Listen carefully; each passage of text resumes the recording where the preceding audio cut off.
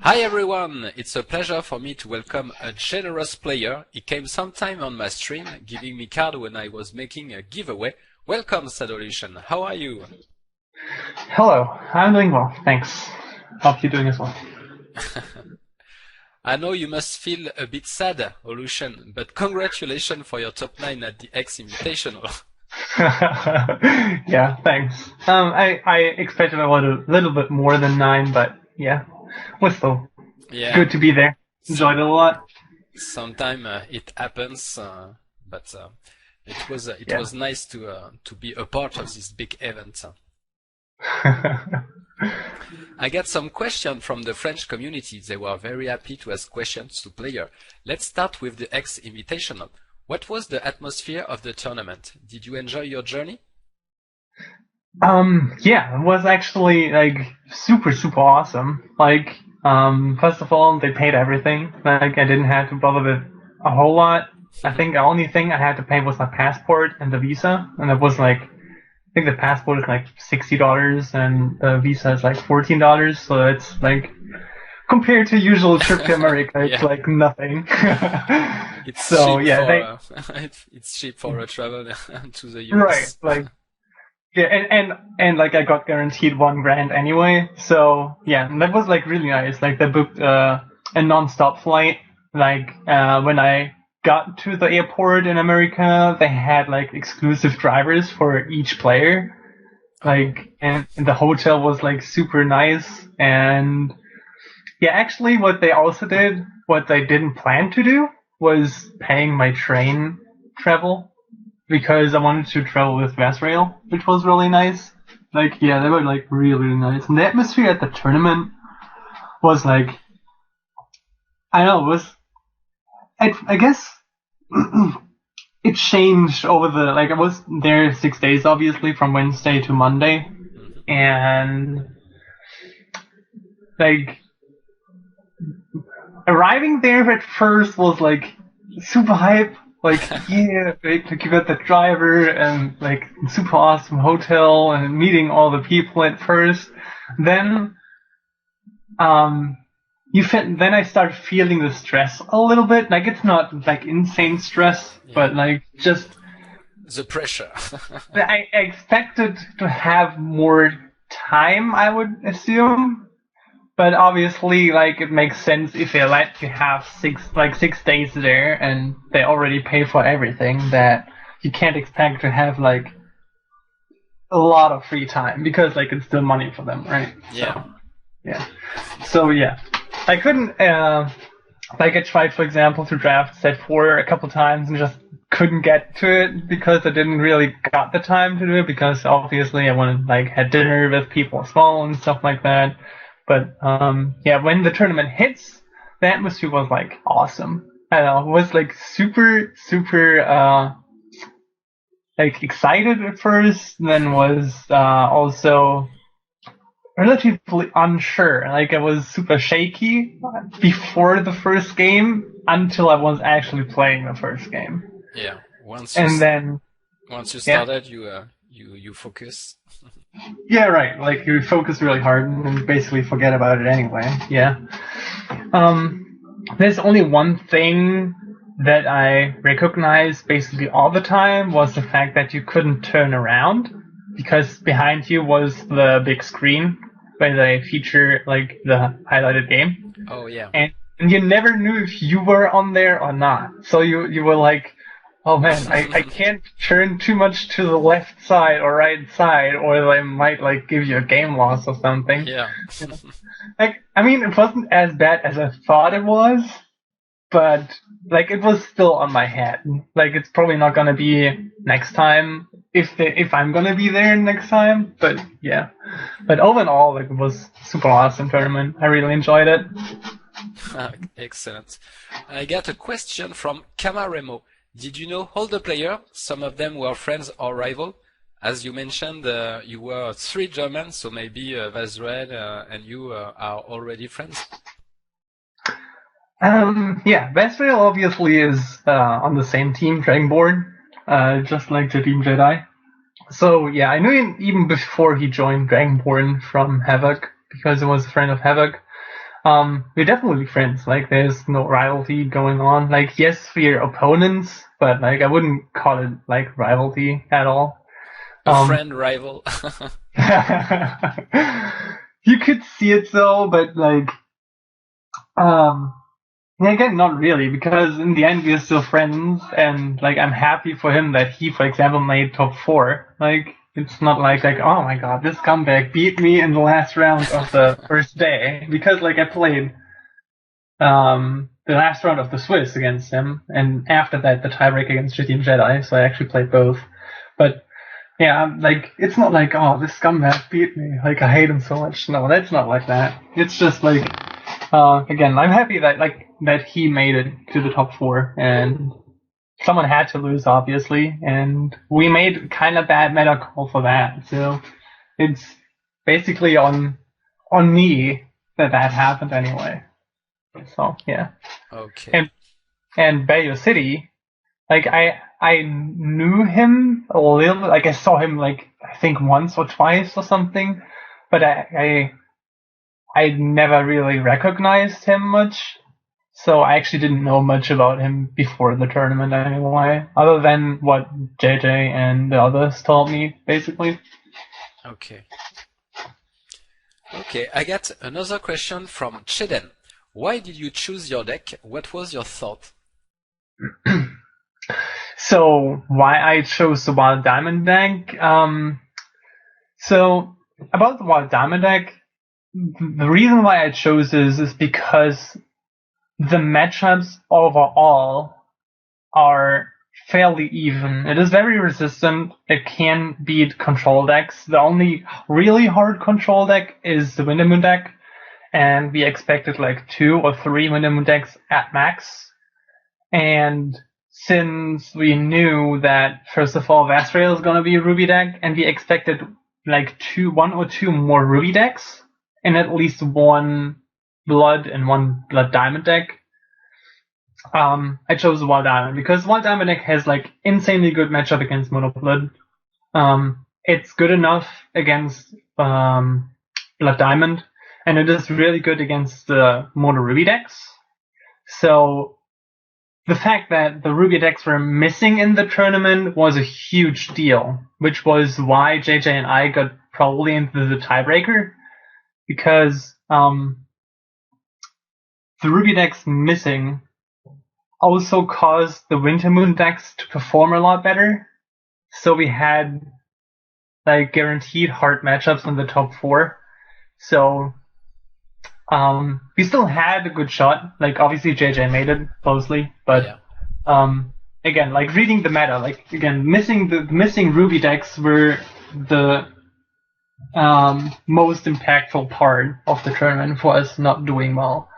So in the end, it was a bad call, but again, like, the deck is really resilient. It beats a lot of decks, and it can't even beat the Wintermoon deck. So that's why he chose Wild Diamond.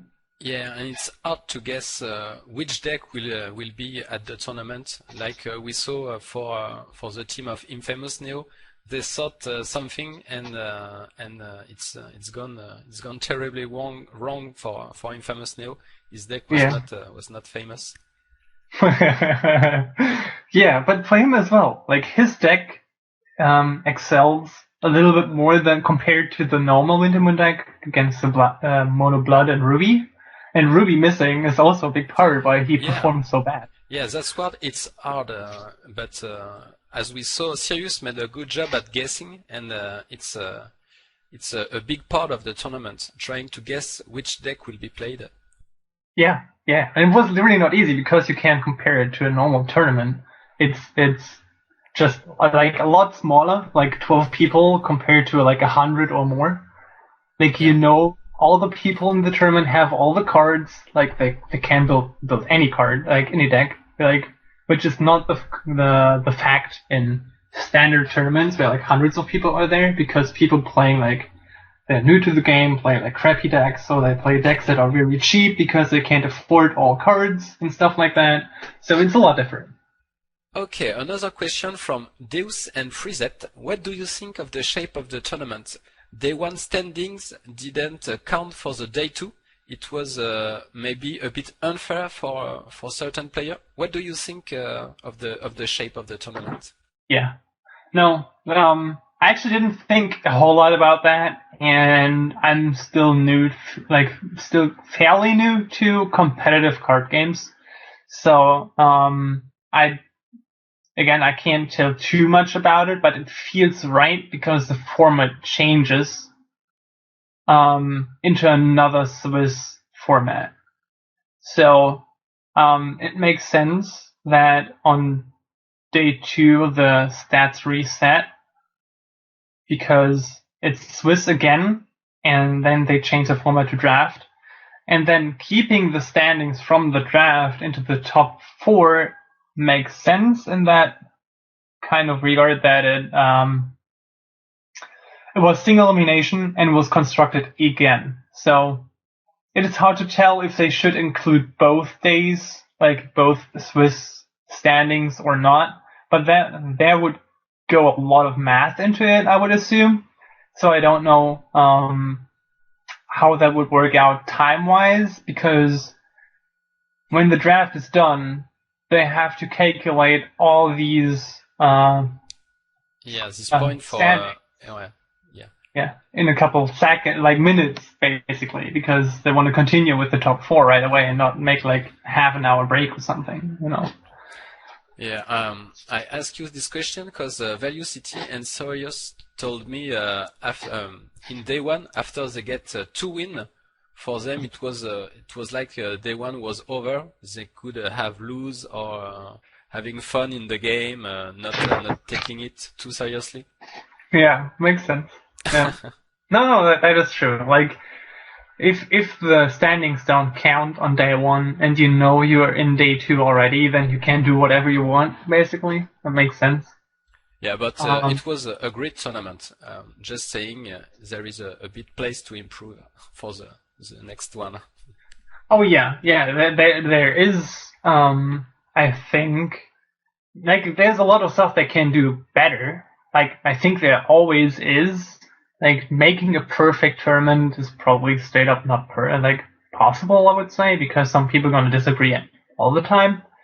But, like, you have to see it that way. Like, it was their first big Hex tournament. Like, yes, they have experience with, WoW TCG tournaments before, but I don't know how big they made these. So, I can only assume that they're gonna improve the tournament experience for viewer and player next time, like, guaranteed. Yeah. And it is hard to tell what you want to do better, because it obviously depends mostly on the spectators, because big tournaments are made for spectators mostly, and for the players. So, yeah. Okay.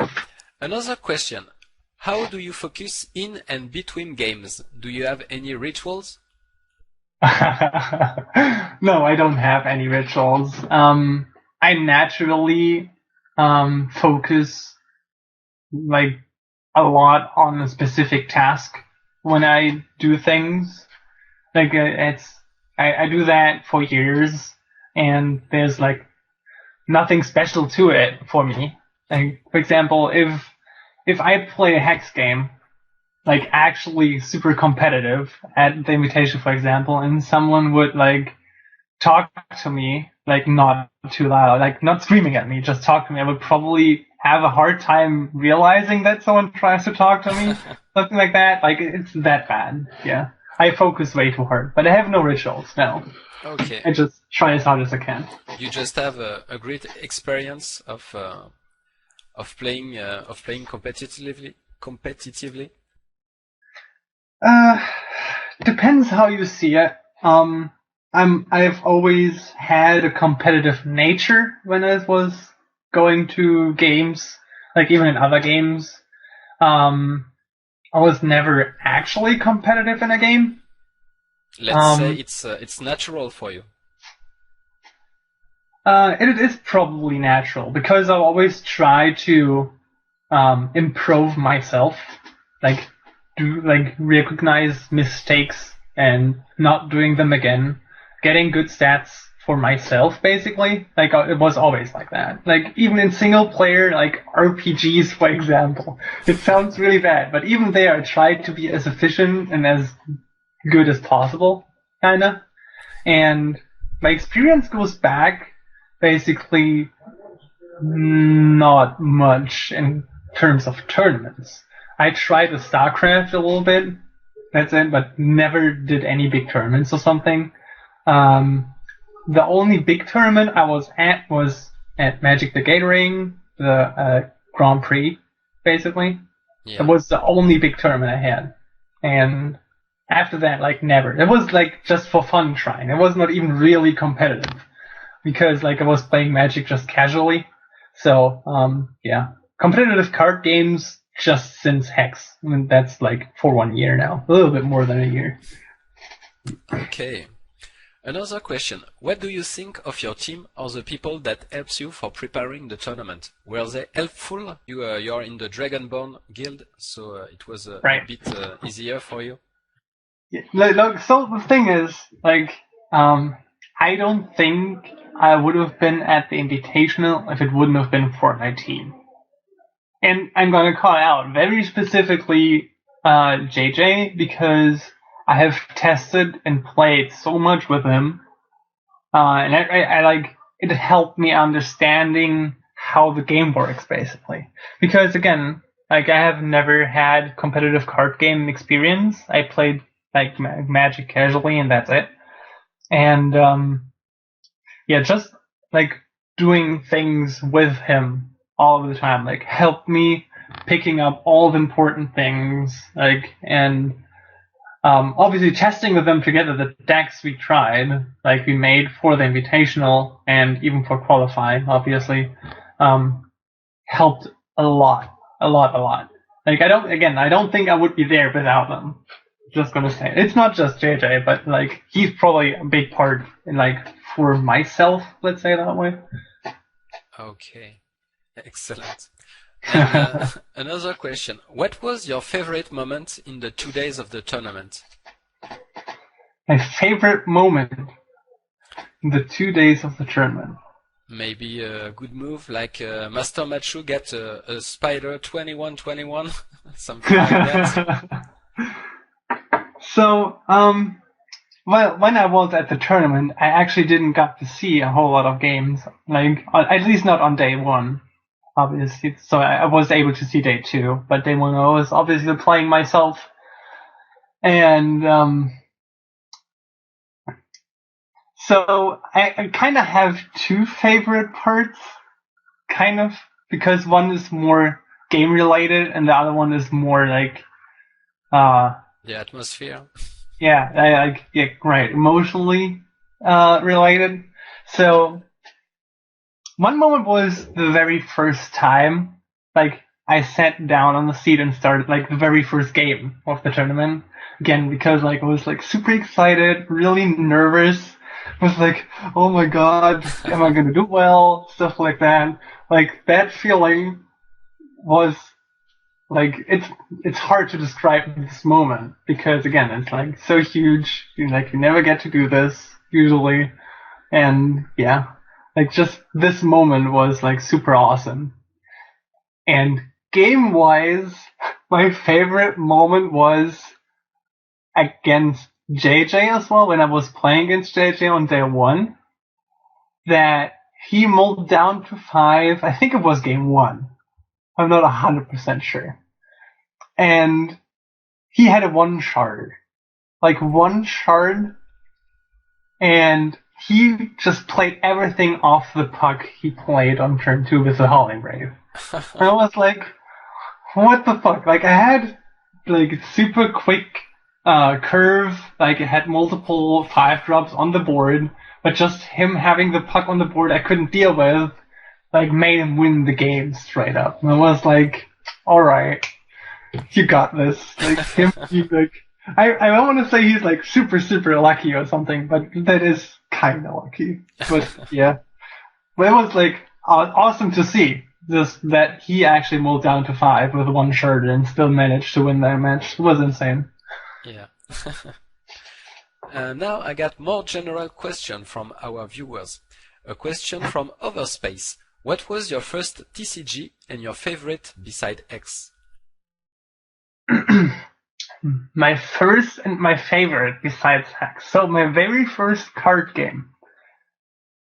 Yeah. So if I go way, way back, it's probably Pokemon. But I never really did that, so I can barely remember it.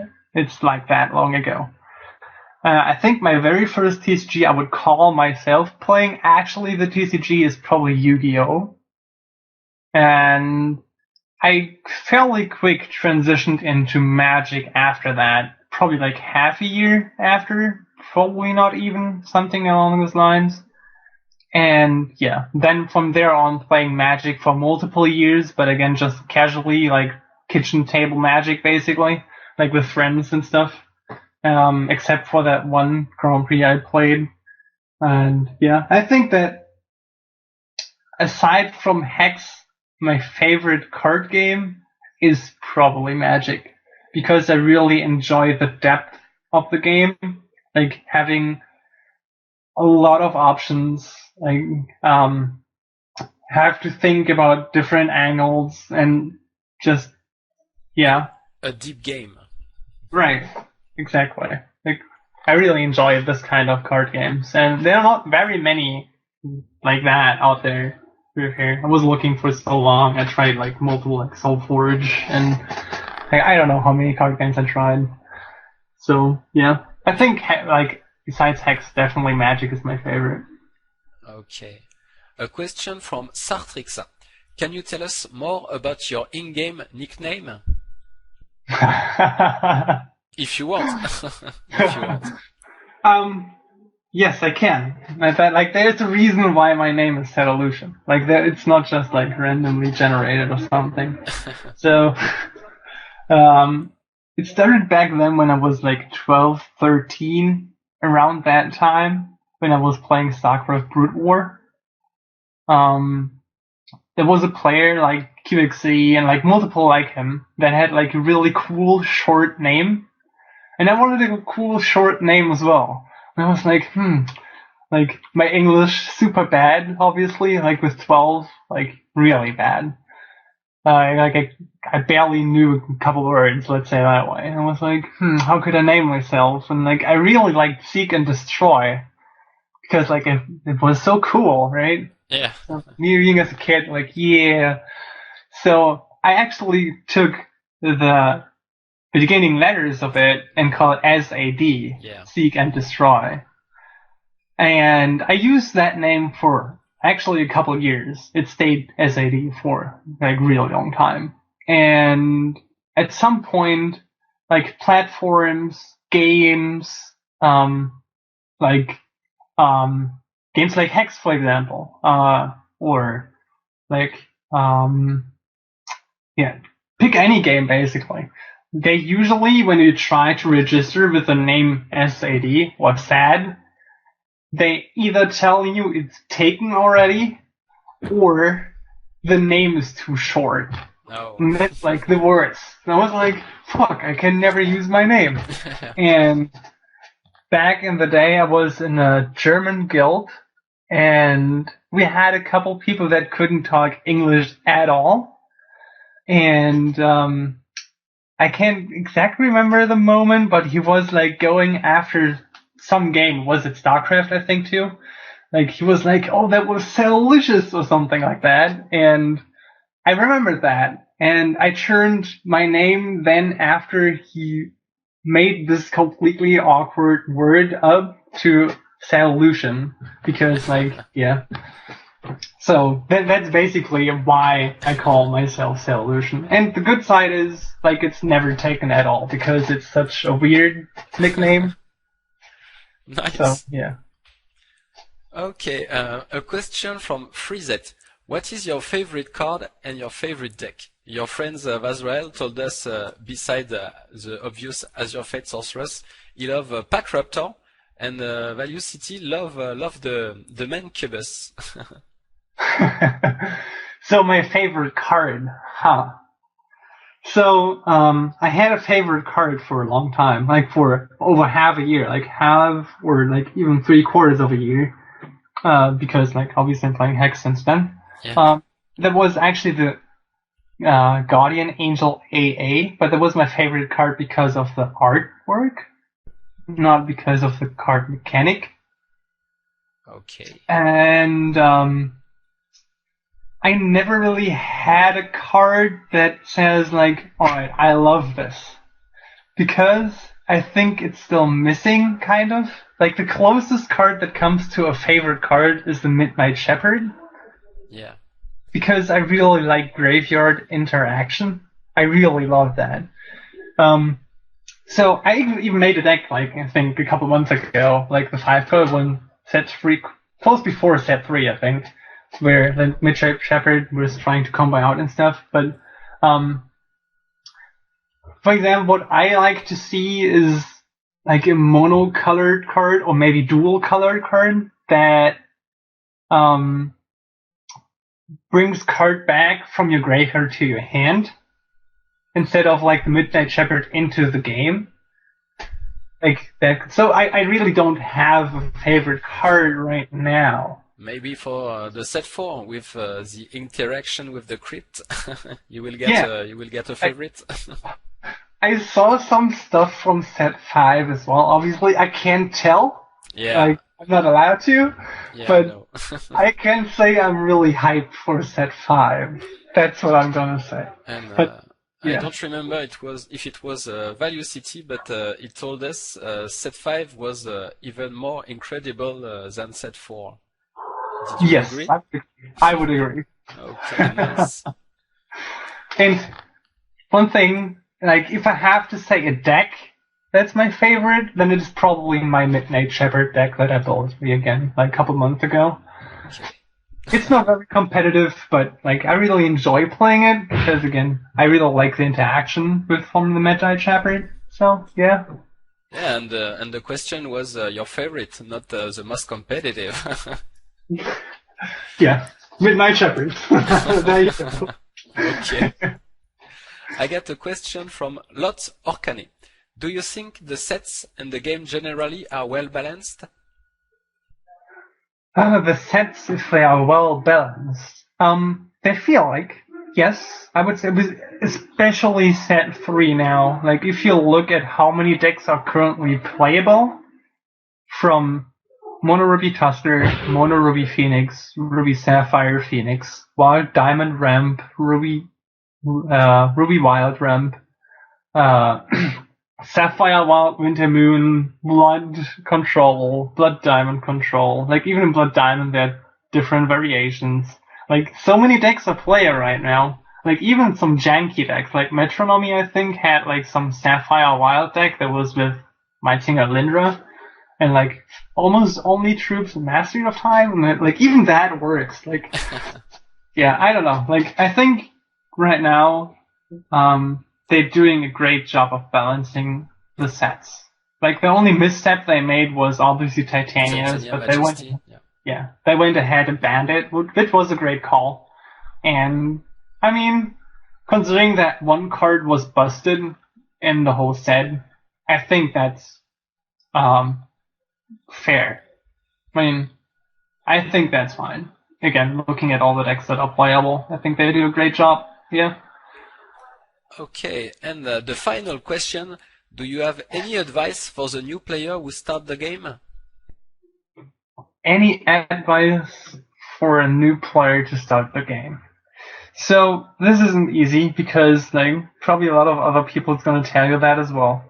Like, it really depends on if you want to put money in or not. I'm gonna assume you want to put in money.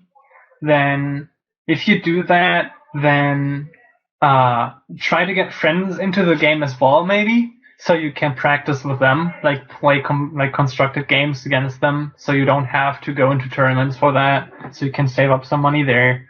Watch streams, like they're popping up some constructed streams lately, like Jeff White Phoenix does stream a lot of constructed.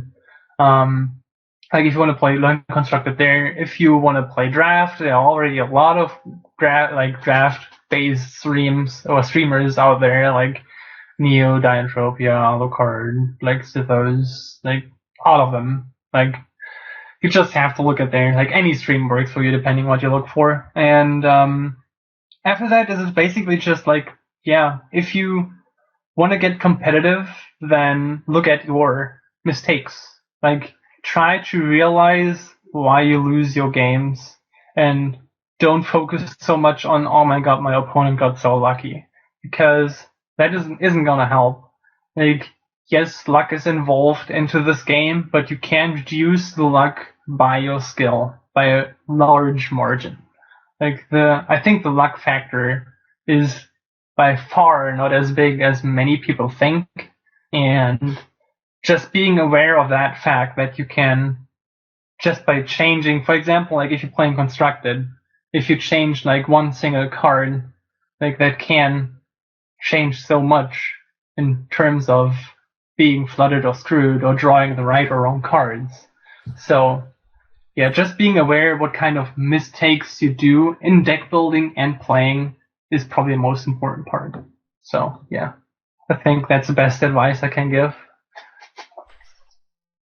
Okay. So thank you, Sadolution, for taking a bit of your time to answer to this question, and we wish you the best for the future. Thank you. No problem. Thanks for having me. It was my pleasure.